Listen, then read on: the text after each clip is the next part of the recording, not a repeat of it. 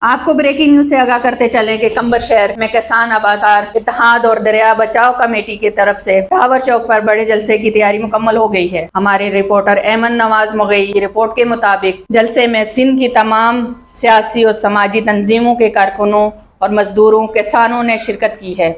جلسے میں جونیئر ذوالفقار علی بھٹو، حلیم عادل شیخ، سید زین شاہ، ایاز لطیف پلیجو، ناصر محمود اور دیگر بھی خطاب کریں گے، جبکہ دریائے سندھ پر کینال منصوبہ نامنظور کی شدید نعرے بازی بھی ہو رہی ہے۔ بڑی تعداد میں شہریوں، کسانوں، مزدوروں اور قوم پرست سیاسی اور سماجی تنظیموں کے نمائندوں نے شرکت کی ہے۔